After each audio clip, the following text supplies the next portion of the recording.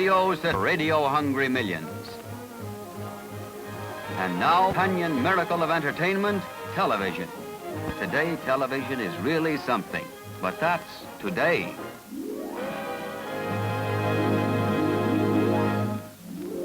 This is Studio 3H. Just 2.5 years ago, NBC's one and only TV studio. It hit the jackpot with Howdy Doody. Well, 3H is still host to this and other popular shows. But now this tiny space is not the one, it's just one of NBC's TV studios. 8G, our second TV studio, which is now the host to Philco, Kraft, and other NBC successful TV shows. But to accommodate them, special girder steelwork had to be installed to hang the many necessary lights, and a catwalk quadrangle built.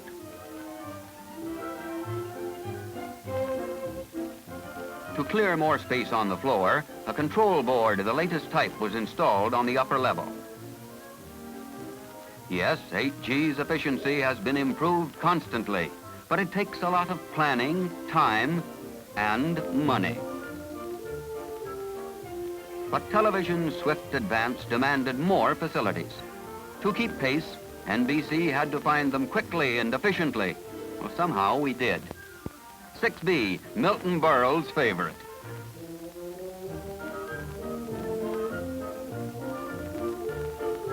For theatrical type shows, a new proscenium had to be built.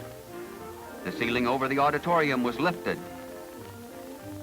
as well as that above the stage to make room for more equipment, and traveling lights installed.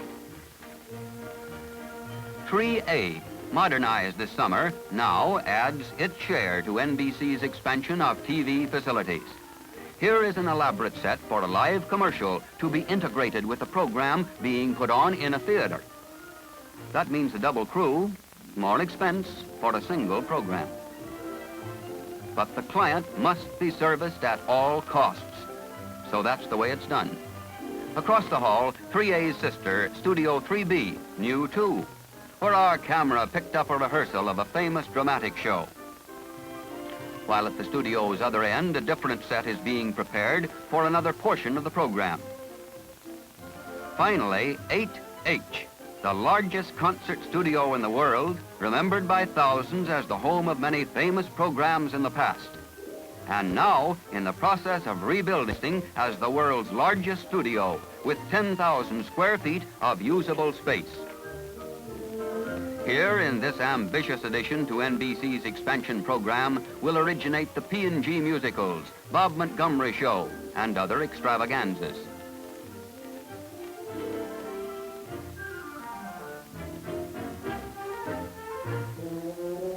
Its 34-foot ceiling is ideal for television. The new overhead construction will require 30 tons of steel. For full utilization of every inch of space, the balcony is being completely rebuilt to accommodate a control room with the latest equipment for clients and TV supervisory personnel. At the far end, remodeling of dressing rooms is also underway. Today, a confusion of materials, equipment, and workers. Tomorrow, 8H will be a TV dream come true. A $700,000 dream. But the 6 Radio City studios aren't enough for our present schedule of big shows. So NBC has had to turn to the legitimate theaters for more room. Its first TV theater was the International on Columbus Circle.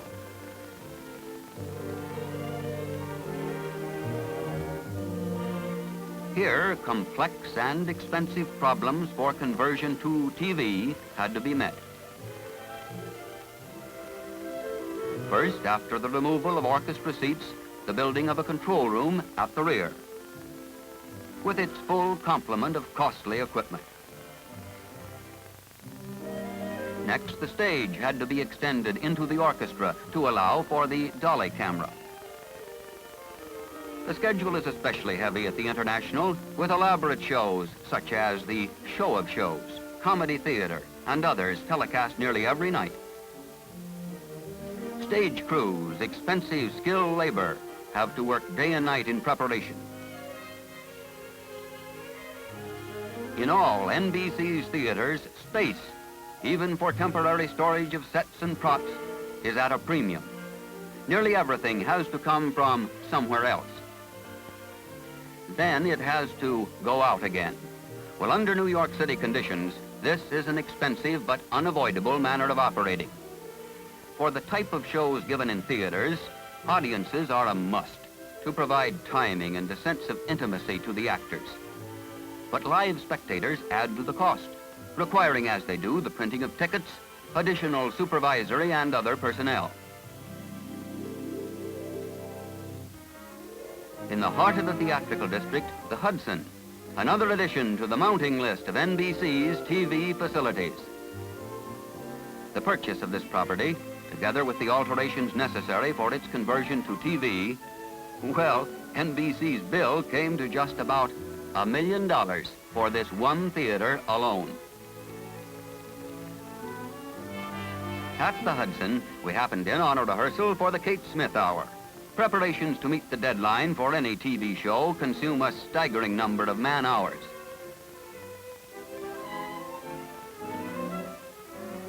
For example, to get set for one program, an electrician's crew had to work a 105-hour week at a cost of about $2,000 a day.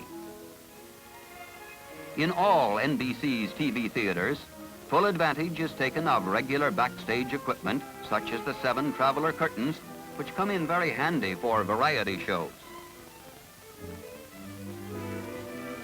But like everything else, it takes a crew of experts to operate them properly. Illumination has to be much more intense than in a regular theatrical lighting setup, and it has to be all white light. In the Hudson, too, there's the same old plaguing question: where to put it? Or her, or him, or them, for even just so long as is necessary to get the show on. Well, back at Radio City, let's now visit the world-famous Center Theatre, happily for NBC, conveniently located next door. For this, the world's largest legitimate theater, has now been swept up in NBC's expansion drive to fill a new role as the world's greatest theatrical TV studio. From the seats where 3,200 persons once gazed at the Ice Follies and other famed extravaganzas, audiences will soon be watching TV productions hitherto impossible in any other theatrical type of presentation. Of course, NBC's engineers found conversion problems in proportion to the theater's gigantic size. Onto the already huge stage, there had to be built a flare extension into the orchestra for the cameras. On the companion stage extension, a temporary control room will serve until the permanent one is built at the rear of the house. To meet New York City's stringent building code, the ice stage was removed. The elevating orchestra stage has also been rebuilt and cemented in. The rear elevator stage will add novelty to our TV productions. Right now, it's coming in very handy for moving materials from the basement to stage level.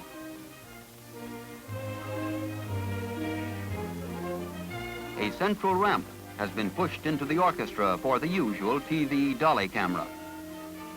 Now, the revolving stage may be adaptable to certain types of television presentations. This is the center shortly before its premiere of the Firestone Hour on September 25th. Today, the center is indeed a magnificent television reality no competition can match. This is the Woodstock Hotel. Yes, even with its added studios and theaters, NBC has had to go further afield for another vital adjunct to its TV facilities, rehearsal halls. There just weren't enough to meet the great increase in TV productions. So scenes like this of getting it down fine are going on here at the Woodstock and 10 other locations all over town. Augmenting these facilities are NBC's Uptown studios at 106th Street and Park Avenue, where space is leased in the RKO Pathé building. Let's take a quick look around at a few of these further facilities NBC has harnessed to the needs of its TV clients, starting at the top and working down. First, an addition to NBC's already impressive total of newscasting rooms. News is a red-hot TV commodity, especially nowadays.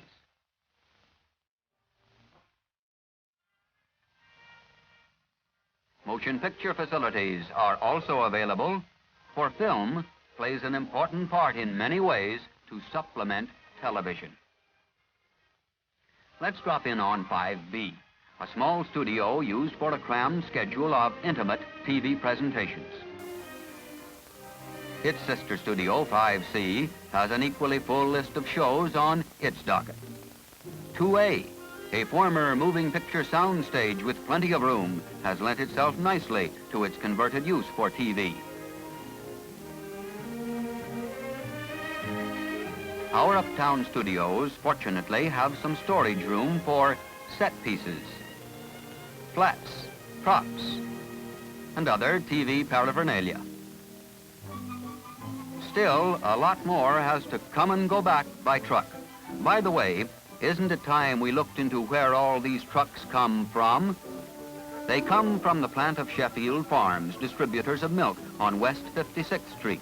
At least it was so called until a few months ago, when NBC leased 80,000 square feet on 3 floors and changed its name to the NBC Central Shop.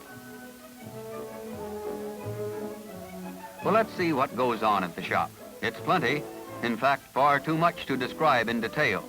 For here are the most complete and largest scenic design facilities in the TV industry. On the first floor, this willow run of television begins earning its title by stocking over 1,800 pieces of basic scene elements of every type, as well as hundreds of non-standard varieties.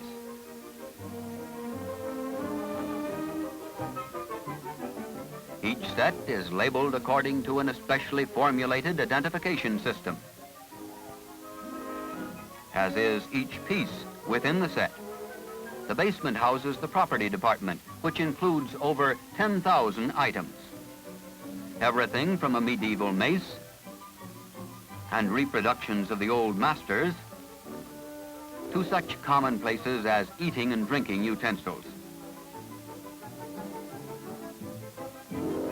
Here, too, is the section for small furniture, enough of it to stock a store. Nearby is storage space for less frequently called-for props, looking pretty much like a Charles Addams attic, but actually, there's system even here. If any of these odd items is called for, it'll be out in a hurry. Next, the drapery department, with the latest equipment installed for designing and cutting the thousands of yards of drapes required for TV productions.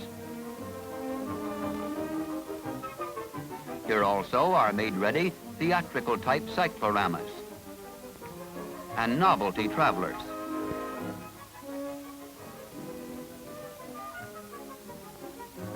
On the second floor, skilled artists sketch out designs for the many special backdrops needed for production, and then paint them in carefully blended colors. Incidentally, each year the shop consumes enough paint to cover the RCA building more than 4 times. The carpentry shop keeps over 40 men busy, turning out the enormous variety of jobs needed in TV production.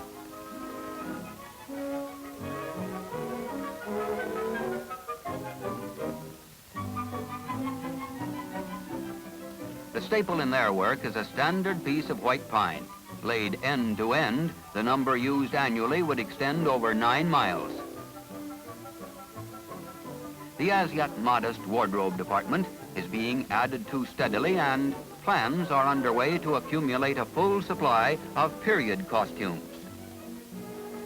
To fill out present needs, many costumes are also rented each week from the normal suppliers. After NBC's leasing of the building, the scenic design room had to be built from scratch and fully equipped. Here, blueprinting of sets is done with meticulous care. This includes both a horizontal plan and a vertical one called an elevation. Notice that colors are also indicated. Prints of these plans in more durable form are then turned out in a special printer.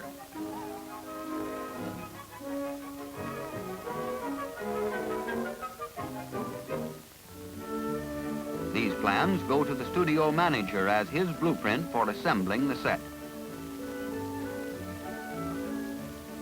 To Radio City, 106th Street, the theater studios, day and night the trucks leased by the Central Shop with others ready on call rumble out and back for another load. Set pieces which have been assembled once for testing, then disassembled for the journey.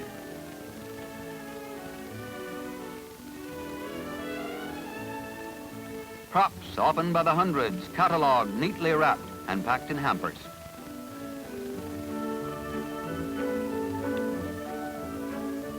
Furniture, large, small, and medium.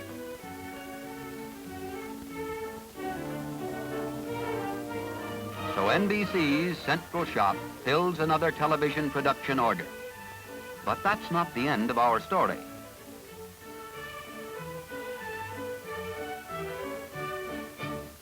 So let's go back to Radio City.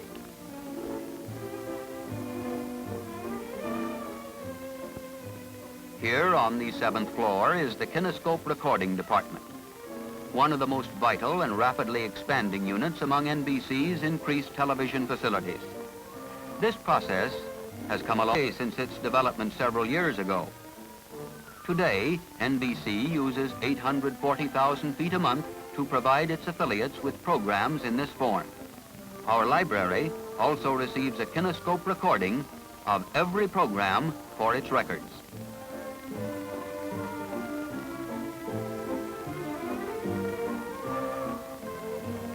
During the first few post-war years, NBC's old TV control room was adequate for directing the modest number of programs being networked through facilities provided by the Bell Telephone Company. Today, Master Control, too, needs expansion and conversion. This will be a year-long job, unremitting and probably unnoticed outside NBC, for service will go on without interruption, as over 125 programs are piped out each week to NBC's own and affiliated TV stations.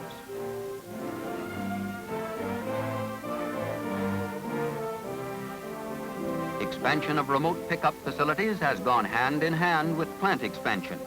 Yes, the number of sports and spot news events keeps our remote equipment on the go.